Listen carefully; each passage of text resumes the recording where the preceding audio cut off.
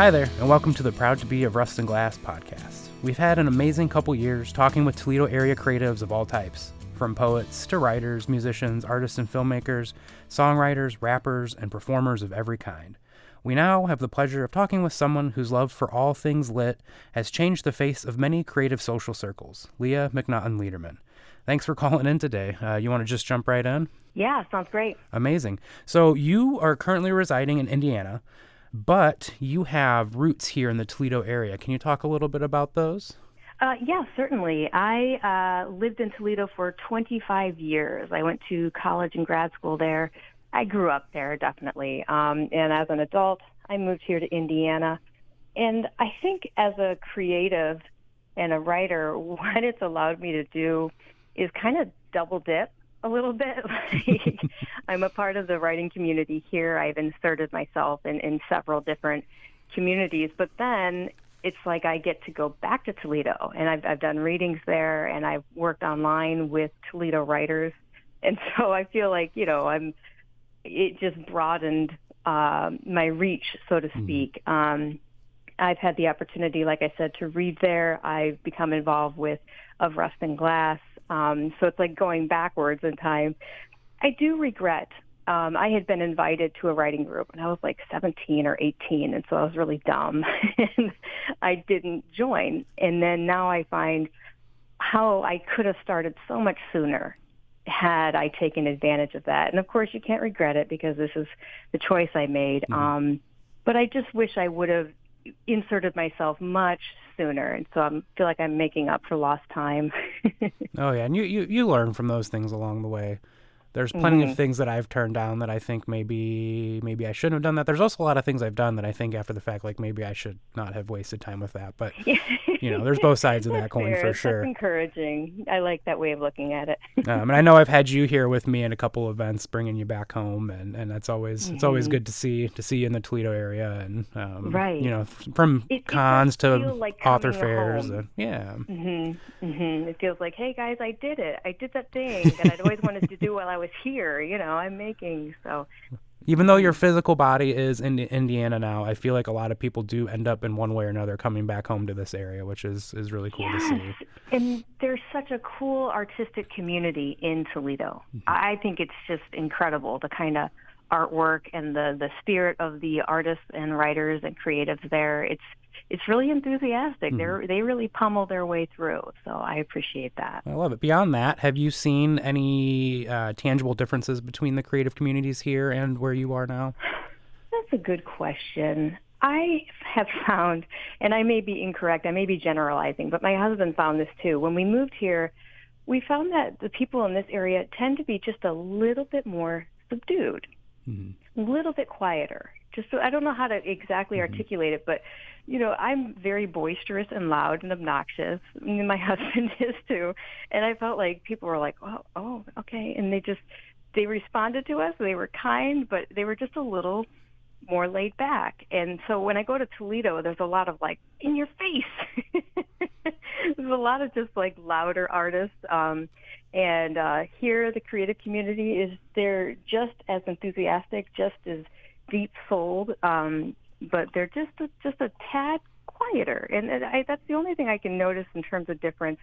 In Toledo, I feel like I'm in touch with a lot more artists and things like that, whereas here I'm much more focused in the writing community, so I don't do quite as much. I have a smaller, more focused community here. Okay, yeah, that makes sense. I know. I've done a lot of trying to intermingle artists and writers here too, and it's not necessarily something you see everywhere. Usually, it's got the artists over here, we got the writers in their basements over there. Yeah, and that's such a cool thing. That's what I really love that you've done with Of Rust and Glass, and it's kind of what I tried to do with my Cafe Macabre books. I liked the idea of the intersection of art and writing. And those are very cool books where you have women writing horror stories, but also including art and things like that alongside them. So I thought that was a really cool concept. How would you describe yourself as a writer? Not organized. I have like or any of us? just Yeah, right. Well, no. Some of us really are. Like having met, many different kinds of writers, there's Hmm. always that big argument between outlining and pantsing. And I think like maybe I do outline, but all on like separate post-it notes and emails to myself, things like this. But I think I am the kind of writer where I follow where the work leads me. I've worked a lot with a writing community leader here in Indianapolis, Barb Shoup. And she was the one who just kind of like, she just said, it's okay to do that. Sometimes I'll be just pummeling my way through the essay, and sometimes you just have to do that. Hmm. Other times you just have to set it aside a little bit, Hmm. just give it some time. And then I guess, for instance, right now, just to give you an example, I'm working on a book about being squeezed out by warehouses and having to move. And I'm kind of going through chronologically, and it's working. But right now, I feel like I need to set everything aside, and there is one particular thing I need to write about. Even though it comes at the end, it's like that's where I am being led. So I follow that. And I also definitely, especially with creative nonfiction, I don't write as much fiction, so maybe this is the experience of some fiction writers. But I write for discovery. I'm really trying to get to the heart of the matter of sometimes, there will just be a certain memory you have that really, really bothers you or just sticks with you, and you can't figure out what it is about that. And, the more you write about it, the more things come up, and you start opening up that memory, kind of like the Pensieve from Harry Potter. Hmm. You really dump yourself in there, and you just like, oh, this was a huge discovery. I just found out something about this myself, the person I had this experience with, or the moment itself. So I really write aiming for that more than a product. Because if I write for a product or a publication, I start to become dishonest. And so I have found that I always have to pursue the honesty there, no matter how ugly it makes me look or someone else Right. look. I've got to get to that. So I think that's a big part of it. I think through my writing. That's what was it, Dorothy Parker? I never remember who it was attributed to, but she said, how do I know what I think about something until I've written about it? And that's definitely where I come from. And I always just write with the faith that I'll figure it out, that it will come out. And once I've gotten that kernel of truth, then I can clean it up Right. and make it into something worth presenting to other people. Were you always as self-aware a writer as that, or did it take you a while to learn that that's sort of the path that you wanted to take with your writing? Oh, I think it definitely took me a long time. I think, for a long time when I would sit down to write, I would just be really flowery and really just trying to make it look good. Trying to And prove that then you can write, right? Yeah, that's a good way to put it. And, I always use the term, like, that's your writery voice, and you just, your surface level. And so I just kind of learned through repetition and definitely through working with writing groups how much you have to dig and find that truth. And I think I wasn't always working towards discovery or truth. I was working towards making myself look good and look like a writer. So I think coming away from that was a huge step forward for me. That's beautiful. I know you do a lot of creative nonfiction. Beyond that, though, do you have specific genres that you're, drawn to, or? Yeah. I've done some fiction. I've written some short stories. But I think I found the last one I wrote for Café Macabre, the second volume, I really felt like I just want to put this down to rest. I have an idea perhaps for a novel in the future, but I think I'm just very aware I am not in that frame of mind right now. I'm really, really enmeshed in creative nonfiction, and I'm trying to keep it that way. But I do also, and this is hilarious, I went to a reading. A friend of mine invited me to a poetry reading, and I said, you're aware that I write prose, right? But she wanted me there, so I'm there with all these poets, and I read, the beginning of one of my short stories, and it worked. But then the owner of the venue came up and was like, oh, you're a writer. I want you to write poems for my newsletter. And I'm like, I'm not a poet. I don't write poetry. But she just kind of ignored me and was like, write me poems. So I felt like this is an opportunity I can't really pass up because it's a local arts center right in downtown Greenfield here near where I live. And, here's an opportunity to be a local writer. Right. So every other month I write a poem. So how's the poetry coming then? It's been a really interesting experience because I think that that's where I can use some of that flowery language and, come straight off the top with the metaphor or things like that. And, I pare it down. I do think I tend to write very directly. But, when I'm writing creative nonfiction, there is an economy of language is a phrase I hear a lot used with flash fiction and things like that, where, words have to do double time, double the work. And I think poetry is really like that, especially in this instance, because they have to be 9 lines or less. So I don't get to sprawl and stretch my legs.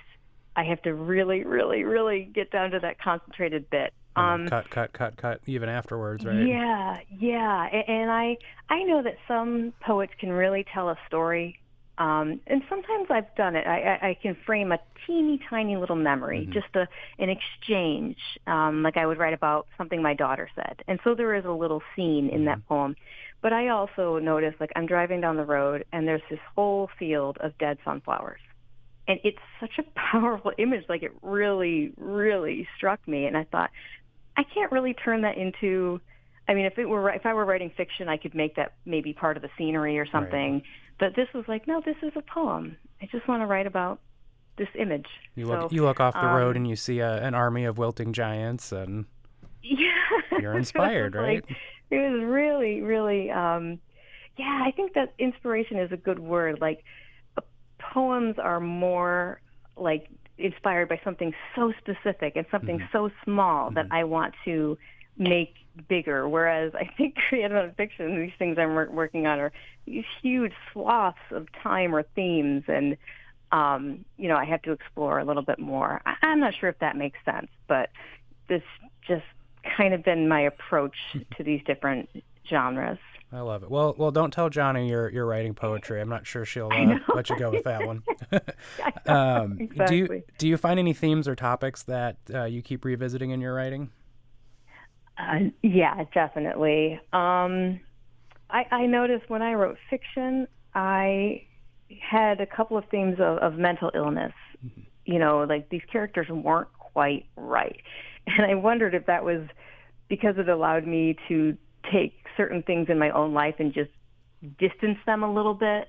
I'm still writing about them, and there's always, of course, real life. I think many fiction writers pull from their own lives and put it into fiction. And I think that allowed me to do that. In one story, a short story I wrote, there was a character, a little boy who suffered from mental illness. And that was at a time in my life where I was discovering in my own family some issues with that. But it was too soon and it hurt too much to write in a nonfiction way.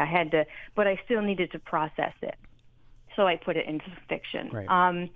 But I notice, especially then in my poetry, I write a lot about nature. I write a lot about these moments that I see, murmurations, or the sunflowers, cracks in the sidewalk, or I guess that's not nature. But well, nature is typically what cracks the sidewalk. So yeah, I know. Thank you for that. Right. But fireflies as well. So a lot of things just from the natural world. And then family comes up a ton. Obviously, that's all of my memoir is family and their effect on me and the different ways I approach different family members. And then I also write a lot about memory itself. So, not just, my memory of going to the Vietnam Wall, but how our memories shape us, how they're formed, what things we attach ourselves to, and the way that those attachments are tied to memories we might not even realize. So I tend to just be drawn again and again to those things. So you are not only a writer, but you have also dabbled in the world of editor. Those I think we've talked on this show a couple times about how those two things, even though they're integral to each other, are completely different acts. Oh yeah. How do you separate your writer's brain and your editor's brain? How do you decide when and where to use each of them? I don't know that that I keep them as separate as many people do. Mm-hmm. I said I wasn't really a planner or an outliner, but when I approach a new piece, I am very selective of what I'm going to include and what needs to be there in order to drive that forward. So I'm kind of already sifting through before I begin, or what things I do need to include. And when I write, I'm very careful.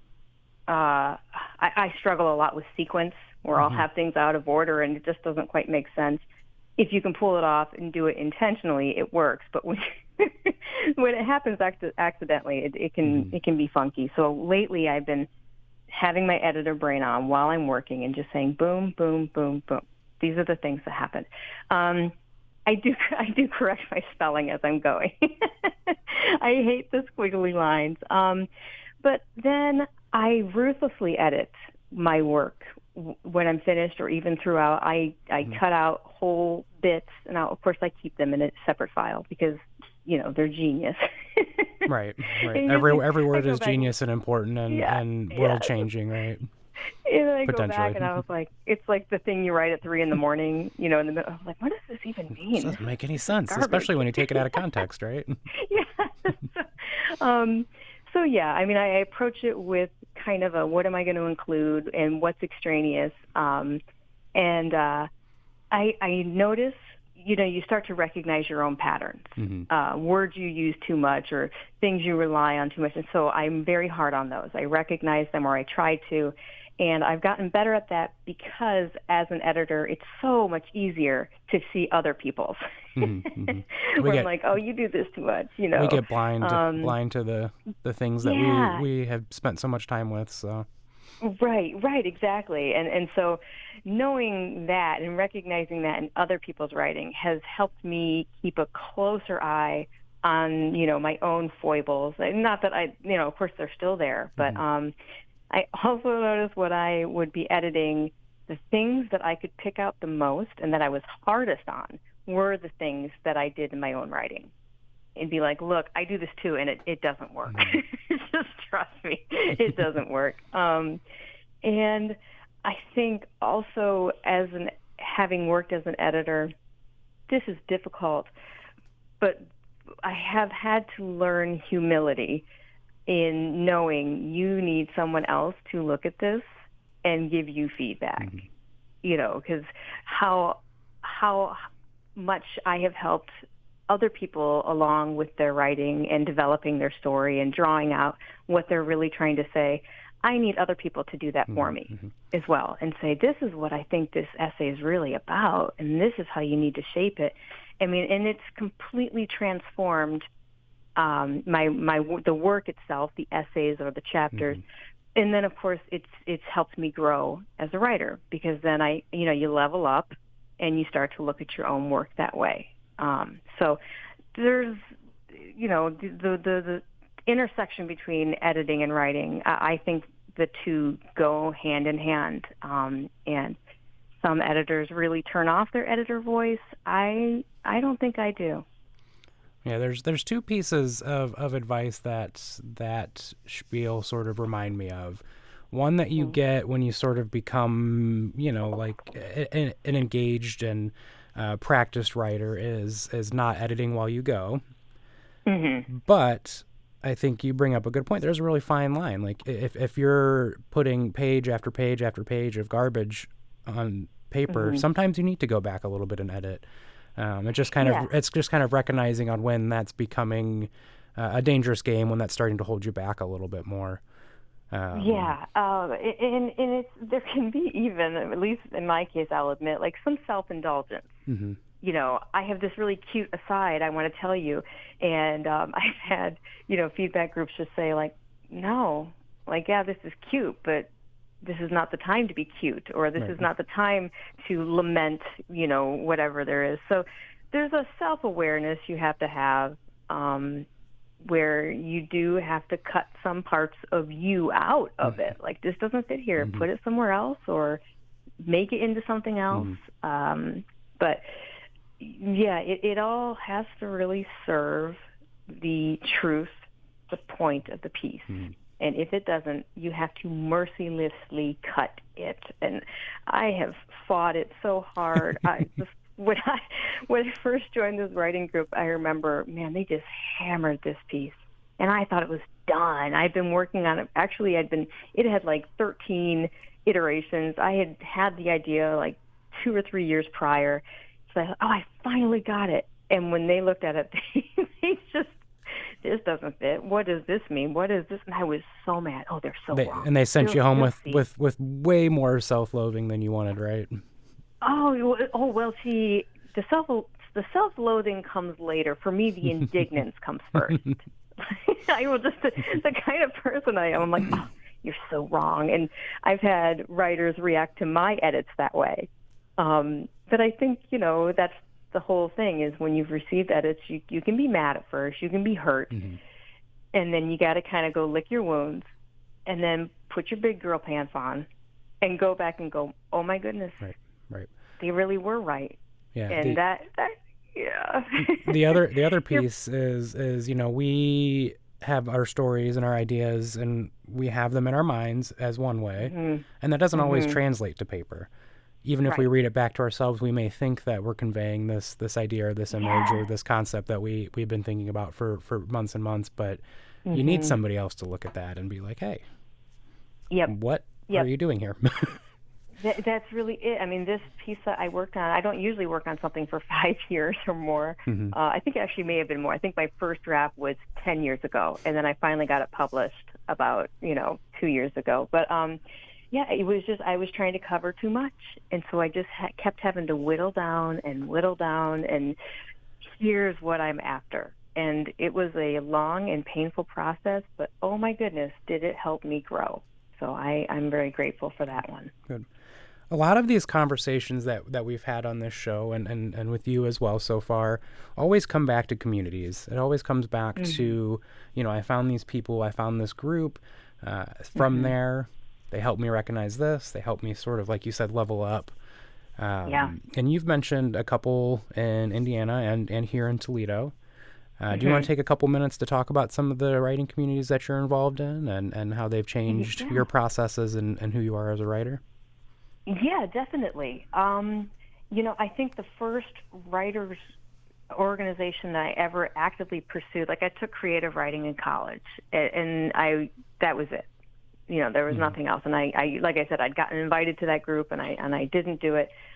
So when I moved to Indiana, somehow, I don't remember why or what, but I was like, I need to be writing. I need to check this out. So I, actively looked for it. I Googled, writing organizations in the area, and the Indiana Writer Center is kind of the premier writing organization of Indy. So I would take a workshop, and the workshop would kind of like light the fire and inspire you. And I would go and I would write, and then it falls away.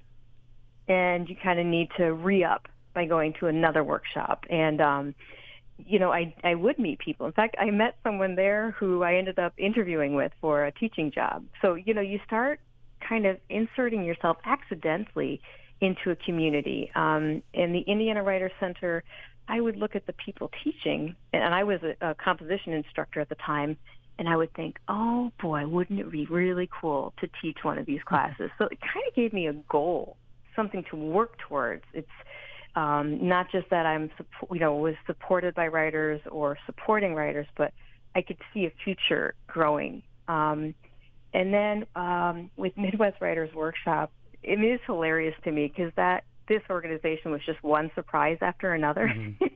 I felt like I accidentally stumbled into this community. I got invited to the board and was like, wow, what? I'm on a board? I'm a grown-up. And now look at you with that community.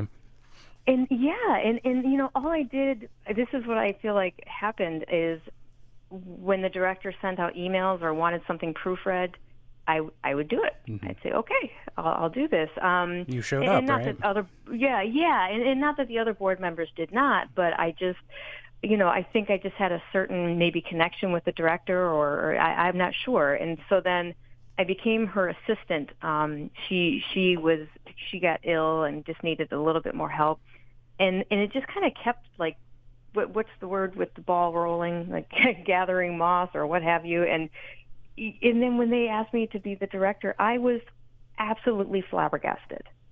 Going back to my goals that I had at the Indiana Writer Center, I saw Barb Shoup, the director, and was thinking, life goals. Mm-hmm. That would be so cool to be the director of a writing center. But I was thinking it would be like, when I was a grown-up, like 10, 15 years down the line, there was a pipe dream. And so that really just flabbergasted me. I feel like with A Rust and Glass, I kind of wheedled my way in and did the same thing. Like, you need me to proofread? Yes, I will proofread. You need me to talk about it? I will talk about it. And, that's just like you said, it's just showing up. It's showing up and not just for yourself. Having this idea of, if I'm going to grow and get better as a writer and a creative, I need other people as well.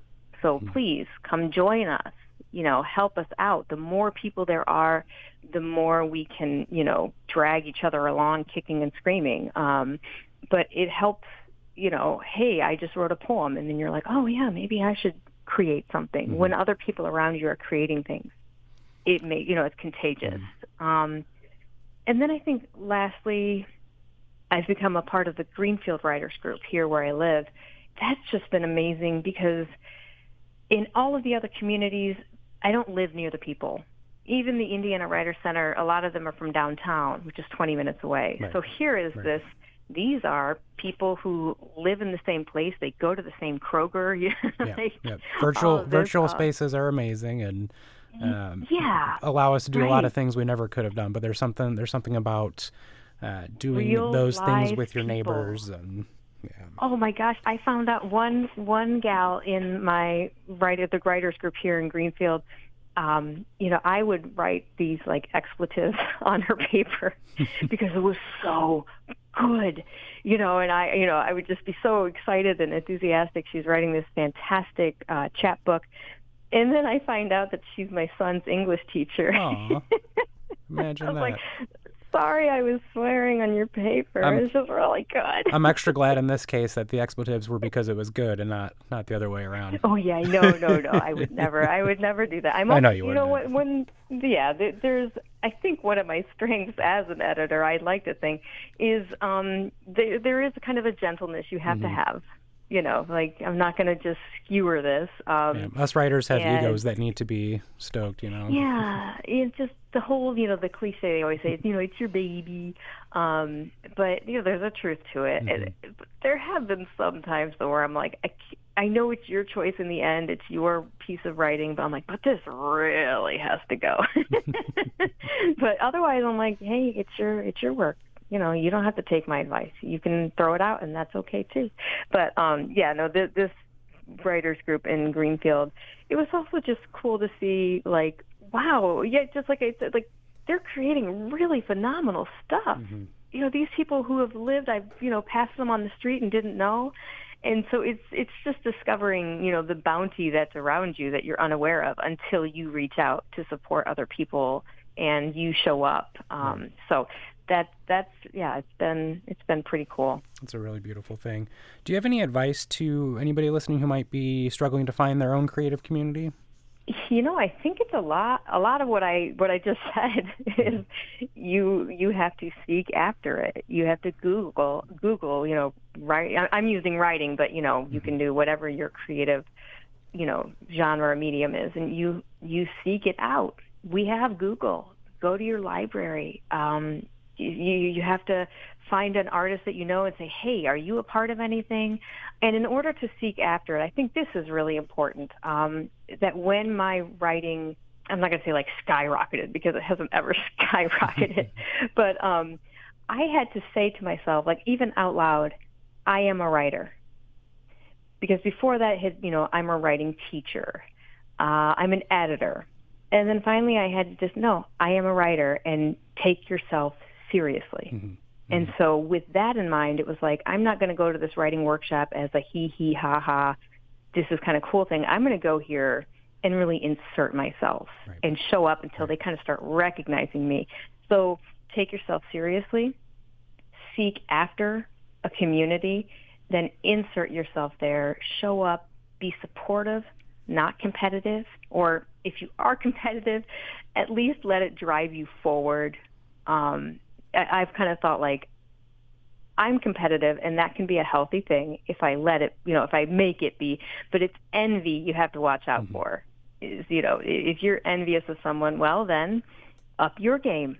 Right. That's what you need to do. So I think that that's probably it. And once I started to take myself seriously, that was it. I in the way I inserted myself in the beginning is I just went up to this lady after a poetry reading and said, hey, I really liked that poem.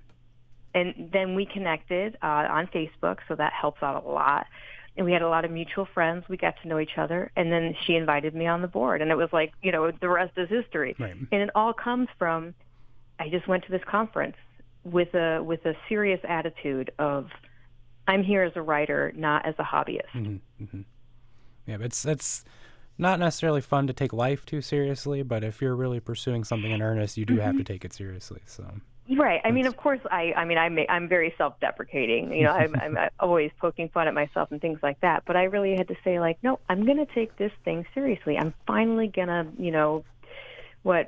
button down and do it. And, not wait for, that's a big one. They always say, don't wait for the inspiration. Because I would do that. Like, every 3 years, I'd be like, oh, this is a good idea. Mm-hmm. And I'd sit down and write for 30 minutes.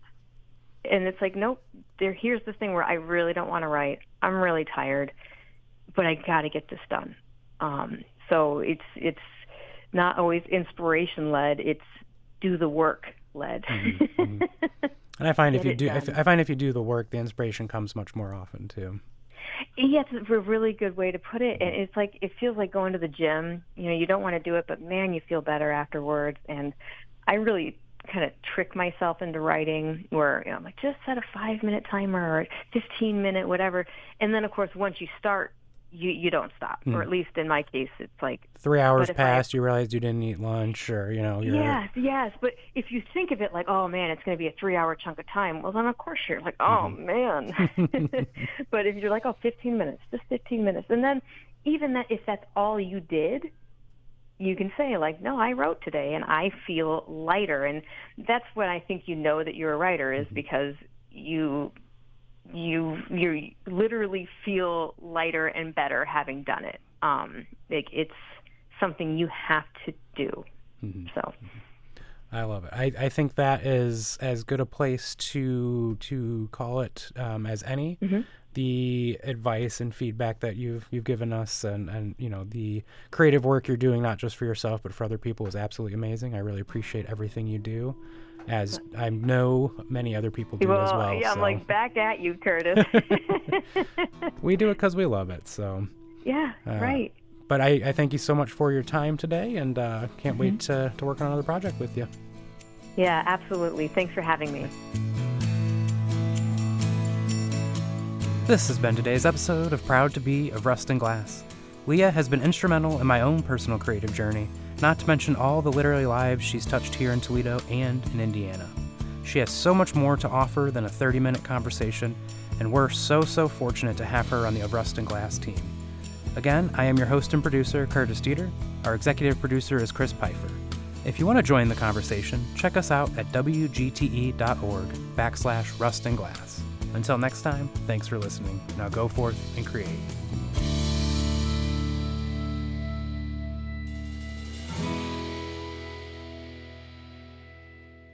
WGTE. Voices around us. WGTE is supported in part by the American Rescue Plan Act funds allocated by the City of Toledo and the Lucas County Commissioners and administered by the Arts Commission.